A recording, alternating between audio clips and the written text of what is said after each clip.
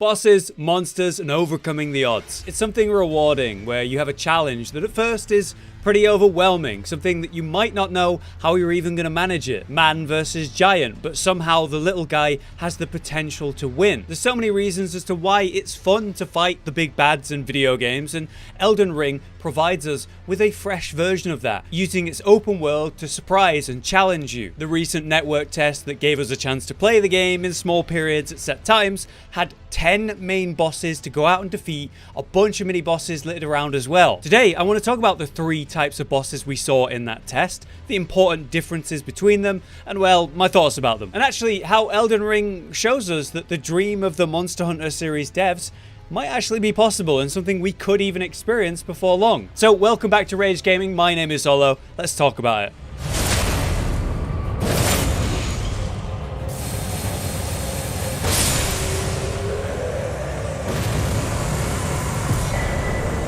The 10 bosses in the Elden Ring's network test can be put into 3 categories. You've got your classic Souls bosses, the overworld bosses, and the secret bosses, of course. The classic Souls bosses are set fights that bar the progression of the main story. They're carefully crafted to give you a relevant challenge that really should suit your current power level. Often, you'll find these introduce entirely new mechanics to the game, or change the pace. The perfect example of this could be the brutal 2-on-1 fight that was Ornstein and Smo back in Dark Souls 1, where the player encounters a slow, heavy hammer user and a super fast spear user both at once. The classic Souls boss will often have multiple phases that suddenly change the fight and how you need to approach it. When a new weapon is pulled out, or some power-up occurs, or the enemy just gets desperate and starts becoming hard to predict. As someone who's played all of the Soulsborne series, this is essentially the iconic Souls boss at this point, meaning it's kind of what I expected to see more of in Elden Ring. And we do, in the form of Margit the Fell.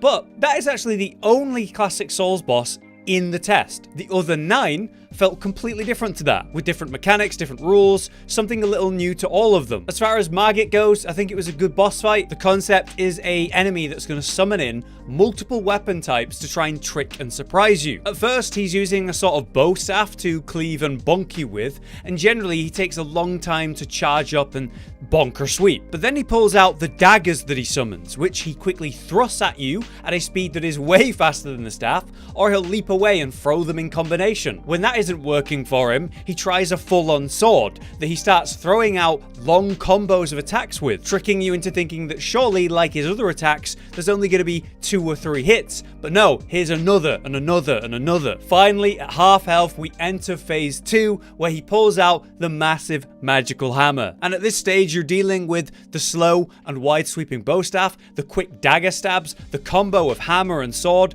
all at once. So a very fun boss fight, well designed, and a good one for the demo. But that's the only classic Souls boss in the test. Let's now talk about overworld bosses. There was only 2 of these in the test, the Golden Knight called the Tree Guardian, and the Dragon Agheel. What's special and unique about the overworld bosses are how they don't bar your way. You don't actually have to fight them at all. In fact, an NPC in the area will warn you of the dragon, telling you that the lake belongs to it. You do well to steer clear of Agheel Lake, fledgling. A dragon roosts there, and it's as fearsome as it is majestic. So, unless you're mad or wish to be burned alive, stay clear of the lake. Don't be a fool, turn back before it's too late. As you, the fool, ride into the lake then, and see the gathering of souls at the fire, a dragon crashes down from above. And it's not actually because of you. He's just clearing up his lake. You know, these idiots are in the way. He's just cleaning it up. If you then choose to stick around, maybe just out of his combat range, he'll actually stare you down, like, get out of here, dude. And if you don't, he's gonna start approaching you, pushing you back with his presence. And if you choose to leave, well then he won't follow. Just get out of his lake. That's a cool concept to me. It's a boss fight that, yeah, is optional, and that's not a new concept, but it's the way it's presented. When you do challenge the big monster though, you're dealing with a massive health pool, huge wide range attacks, bites, tail whips, and of course the variety of fire blasts and flying attacks. Even though I went against him at the end of my test where my weapon was max upgraded at +3, the nice amount of health that I had to work with, it was still a challenging fight. He does so much damage, and the range of all of his attacks, you know, the hitbox of them, it's huge. So I beat him by using Torrent, my mount, diving in and out of the fight and spacing out those massive attacks thanks to the movement speed, working him down very slowly. Plus, all dragons are of course weak to lightning, so using my Ash of War, the lightning strike, well, that gave me some extra help too. Overall, the fight is pretty monotone.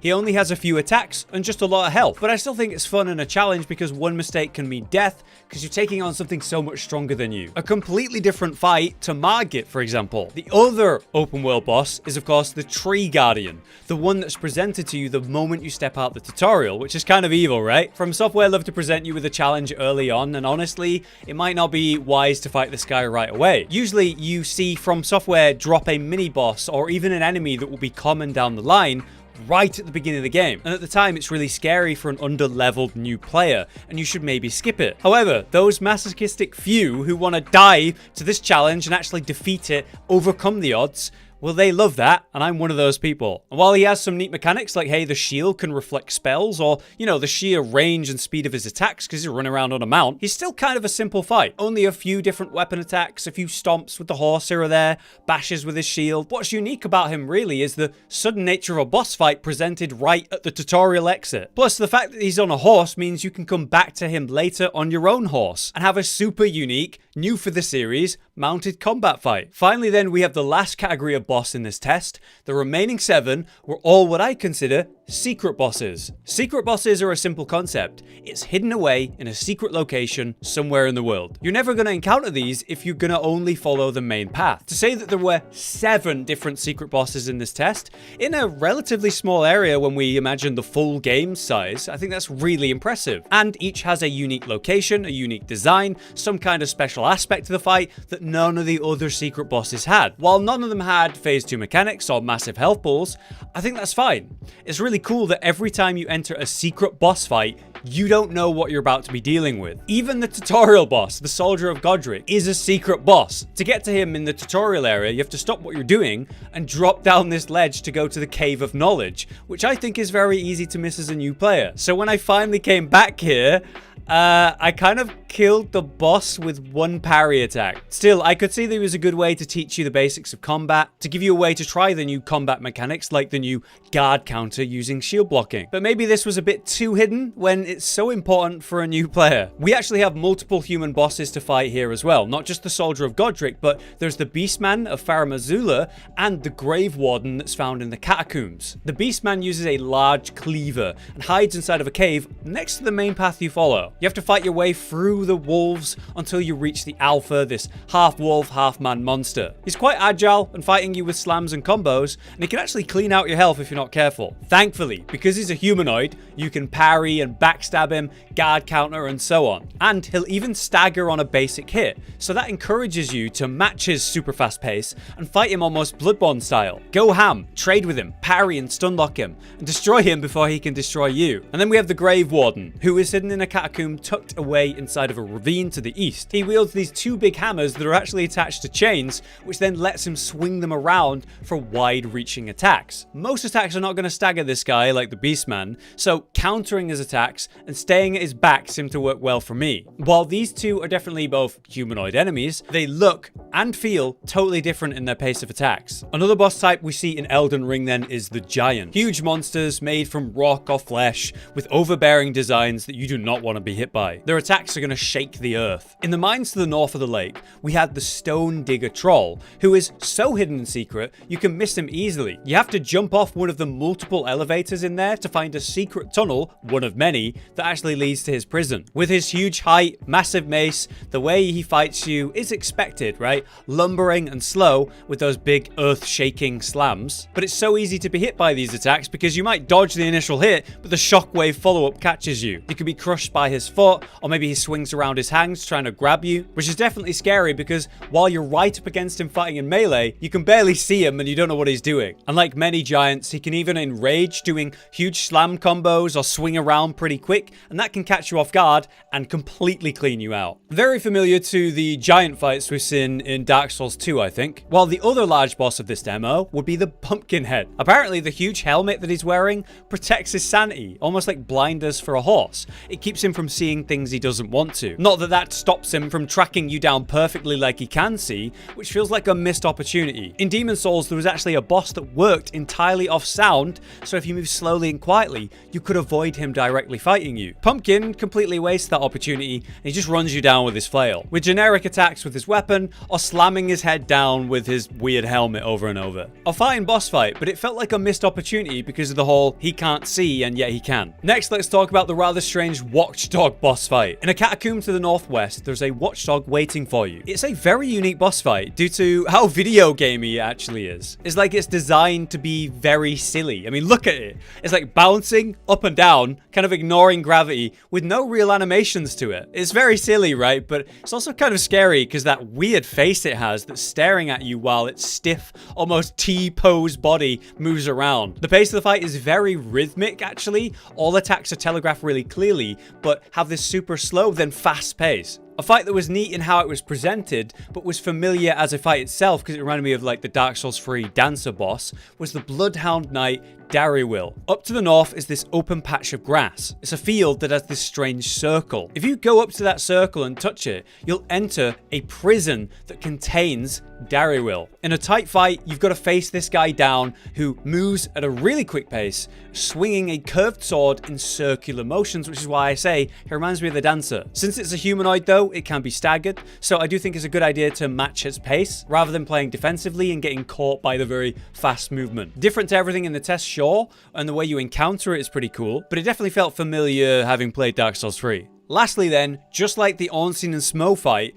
we have two bosses at once for our last fight in the demo. These are the demi-human chiefs, who are part of a mini storyline you can find with a hidden NPC. Found in a cave entrance to the west, on the beach, there's all these strange rat people in here, like half human, half rat, huddled together. There's a bunch of them in there, and the cave is so dark you need a torch just to see. I love when they do stuff like that, where, you know, you've got to give up your shield or maybe like an offhand weapon, just so you can actually see in there. The boss fight itself has these two huge rat people fighting you, but then also tons of the little basic enemies too. So the mechanics aren't actually that complicated, but there's just a lot of enemies and a lot to kind of keep on top of. So I thought summons would be an ideal way to distract their attention, and it worked well for me, giving a way to attack rather than just run and dodge forever. Once again, it was a different fight to anything else in the demo, but maybe not too hard thanks to the small health pools of the enemy. But that's it. Those are the 10 boss fights of the demo. Yeah, there's some mini bosses here too, like the Lion Guardian or the many-armed Keymaster, but not proper boss fights like those. What I found so impressive about all of these are how different they are from one another. Yeah, there's some familiar fights if you played every Soulsborne game like me,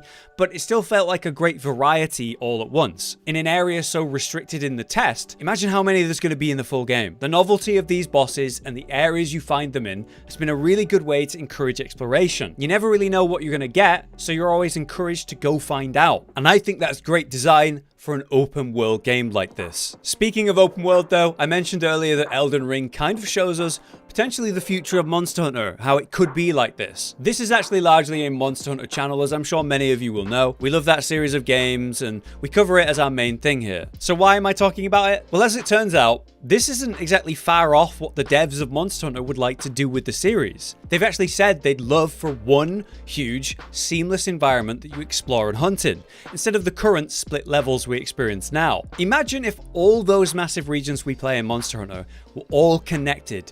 Just as massive, if not bigger though, with less linear areas and more to explore and more secrets and things hidden away. Imagine if you could stumble onto a monster in its den, or even be ambushed by one when you stepped where you shouldn't. Elden Ring and the way the bosses work is essentially that. I could see them doing so many cool things with the open world design like this, and it's obviously possible. Maybe it's something we'll eventually see. For me, the Souls series has always worked so well as levels designed with their brilliant detail in a linear or converging pathway. Open world is so poorly done on a majority of the times that it is done in gaming right now because it's become so formulaic. Go do the same 4 things in different places. I was worried about Elden Ring when it was meant to be open world because I didn't want to see that again. So far though, Elden Ring has kept it novel, providing you with a new experience in every place you go explore. So if Elden Ring can make it work for the Souls series, why couldn't it work for Monster Hunter? Sure, they'd be doing it in a different way, but it seems possible. For now though, those are the bosses of Elden Ring and my thoughts on them. I'm pretty happy with most of them. I'm looking forward to seeing what else they're going to throw at us in the full game. But until next time, I've been Hollow, you've been you. Thanks for watching. Josh, Cotton, and Hollow with the videos, dropping the humor like a hammer on your tippy toes, bringing entertainment on a daily arrangement to take our insanity and turn it into entertainment. Yes, I said entertainment twice, to reiterate that it is nice to look into your faces on a mostly daily basis when you let us in your homes to make the whole world a stage. Goodbye.